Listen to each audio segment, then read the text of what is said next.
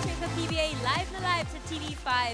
Bothered with injuries nga itong Meralco Balls at si Reynald Hugnatan is out due to a suspected left MCL strain. Ito namang si Anjo Karam suffered a sprained right ankle sa practice while Simon Atkins, although he's playing, he's still nursing a strained right hamstring. Although good news, Sean Anthony and John Wilson are back coming from their respective injuries. From San Miguel naman, they'll continue to miss the services of Marshall Lassiter. Balik sa inyo. At itong Meralco nga, no, shuffling their men on that point guard position. Kanina si Atkins ang nagsimula. Ngayon si Cortez nasa sahig na. Mike Cortez, di gaanong nakakalaro so far in this tournament. Just 15 minutes of action on average. Mas mahaba kaya ang Alam mo, lalaro niya ever since inactivate yung Anjo Karam has locked in that starting position for the Meralco Balls, or at least most number of logged-in minutes at that spot. Tapos sumunod dyan si Simon Atkins, and third, Mike Cortez.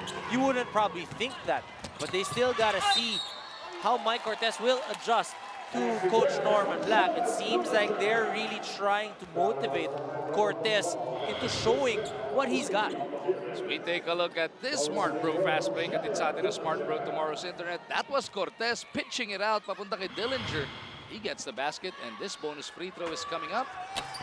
It rattles home. Tabla na ang ating labanan. The captain of the Meralco Balls has been up and down so far in this tournament. Adjusting to that role of being the leader of this team. So far, 4-4. Not bad. Chris Lutz from the outside. You know, you talk about being methodical. Did you see the San Miguel Beermen? Yung ginagawa naman ng Meralco, they're just delaying yung opensa nitong San Miguel. But what they did was, you know what? Sige, delay nyo kami, pero alam namin yung mga spots kung saan namin kayo makukuha. They moved that ball, they found it in the wing, they got that shot up, they knocked it down. It looked so easy. John Ferrios earning for himself a trip to the line for 2 shots. At ang malaking bagay doon, ang nasungkitan niya ng foul, si Junmar Fajardo. Well, it's going to be big if John Ferrios is able to block him out, but at the same time, kung makakakuha siya ng mga fouls at makakakuha siya ng mga putback, because that means he will put a little bit of pressure now on Junmar Fajardo as compared of it being just one-way traffic. Once again, magandang gabi uli sa inyo lahat. Everybody watching over TV5. Mag-umargin po ang inyong lingkod kasama si Dirty Dominic Uy. Kung saan, nag-split si John Ferrios, kaya lamang pa rin na isa ang Beermen. Fajardo, nice tap back pabalik kay Ross. Pero si Chris Ross, sumobra na naman yung unselfishness doon. Hinahanap niya, ibalik sana kay Junmar. Junmar's coming off that huge, was that last game or 2 games ago? 2 games ago, no? Yung 36-point explosion niya, no? For a career high. Ganda dyan, Dom. Yung shooting percentage niya, napakaganda. Alam mo, tapos in-interview pa siya last game at sinabi, alam mo, wala namang problema kahit sino makapuntos. Basta ako, magtatrabaho lang. So he's not looking for the scoring. He's not looking for the individual prestige. And that's what I feel that San Miguel has now dito sa komperensyang ito. Alam mo kung sino may hinanap doon sa game niya? Sino? Napang-asar, si Doug Kramer. Natanaw yung 6 turnovers doon sa stat sheet eh. Ang ganda nun nilaro ng bata eh. Pero alam naman natin si Doug, kuya yan. And coming off an injury also. As Arwin Santos drills in a 3, that's a shot that he has really turned up this tournament. He's making an average of about 2 makes from the 3-point area this conference. So the good thing about Arwin, he's running the floor. He's spreading it. That means nahihirapan yung bumabantay sa kanya kasi number 4 ang linalaro niya. So he's actually very quick at the number 4 position. At tapos pag makakashoot siya sa 3 points, that means ume-extend yung number 4 guy.